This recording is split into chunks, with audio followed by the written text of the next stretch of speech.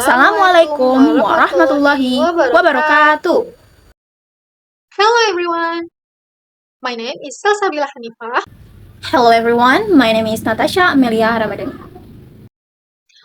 Before we start, let me ask you something. Please be honest. When was the last time you told to yourself, I'll just do it tomorrow, there's still plenty of time, and then tomorrow becomes the next day, and somehow it becomes 10 p.m., the night before your deadline? Does it familiar? If it does, don't worry, you're definitely not alone. So today, we want to talk about something we probably all do more than we like to admit. It is called procrastination, and we are calling it the silent thief. Because as you will see, it quietly steals a lot more from us than just time. Why this topic matters? Procrastination is no longer a rare personal habit found only in people who are chronically disorganized. This behavior is one of the most common and honestly one of the most misunderstood challenges in modern life.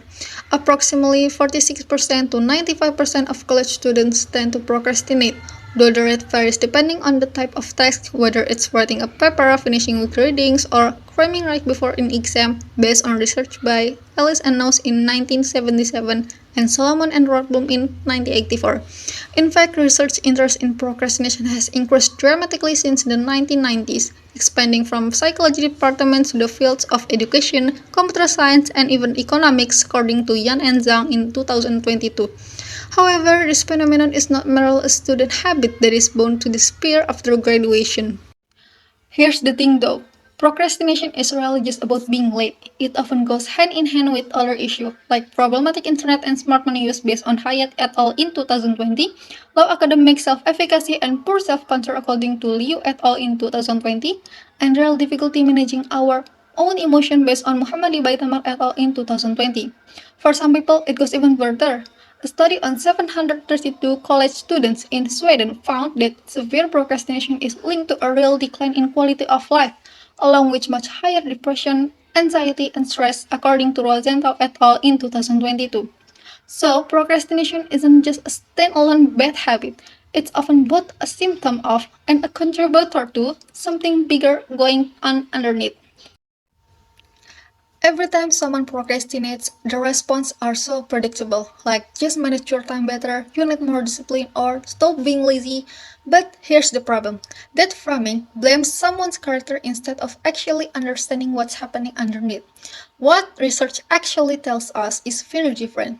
Procrastination is a failure in self-regulation and is often driven by an unconscious attempt to revert a bad mood right now, even if it costs us more later.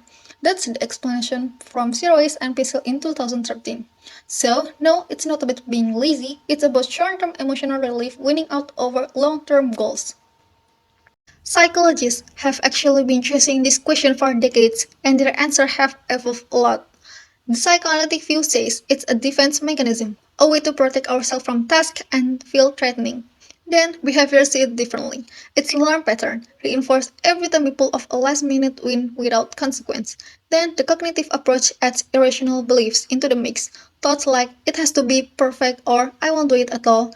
But the theory that ties everything together is the temporal motivation theory from Stell in 2007.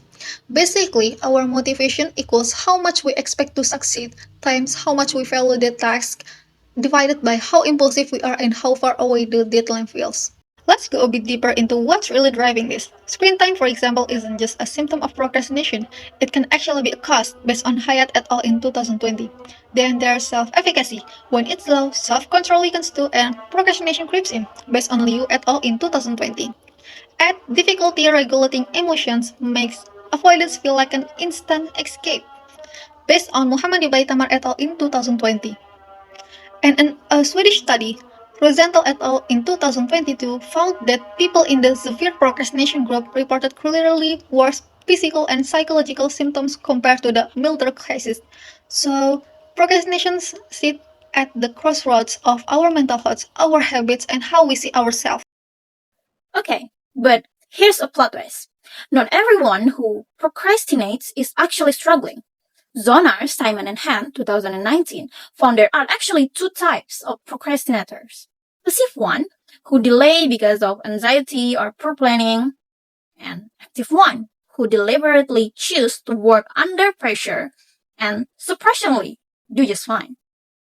What's even more interesting is that these active procrastinators score higher on emotional intelligence, had more stable temperament traits, and more mature character traits like self-direction and cooperation compared to passive procrastinators. So, some people who look like they are procrastinating from the outside are actually running a deliberate strategy. They just know they work best under a bit of pressure. This is also why Rosenthal and colleagues 2022 recommend a two-step screening approach. Because a high procrastination score alone doesn't tell you who's actually struggling versus who just working in their own function rhythm. So, can the bad kind of procrastination actually be fixed? Good news, yes. A recent systematic review by Ramadhani and colleagues 2026 looked at causal factor and intervention for academic procrastination and found that cognitive behavioral techniques and motivational strategies are consistently the most effective, especially when they target the underlying thought patterns, not just handing students a planner and calling it down. Technology is playing a bigger role too. Guide web-based intervention are being tasted as a more affordable, accessible way to help students deal with chronic procrastination without needing in-person therapy. But again, there's no single magic fix. Ideally, we screen first, like Rosenthal and colleagues suggest, to figure out how serve someone's procrastination actually is before deciding what kind of support they need. So, to wrap things up, procrastination deserves way more nuance than we usually give it. It's not a moral failing, and it's definitely not solved by a to-do list app and sheer willpower. It's layered. Part mood regulation, part self-belief, part personality. Some of it, the active kind, is actually linked to more stable temperament and higher emotional intelligence, not less. And for others, it can generally cross into something more serious, such a real decline in mental health and quality of life. The good news is, because we understand the why better now, we also understand the what next better. Cognitive behavior approaches, motivational strategies, and digital intervention are all showing real promise.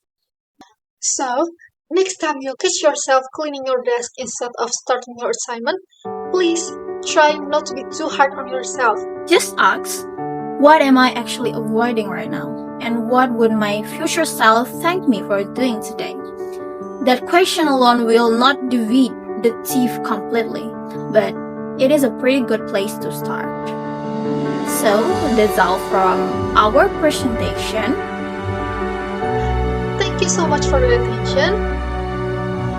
Assalamualaikum warahmatullahi wabarakatuh.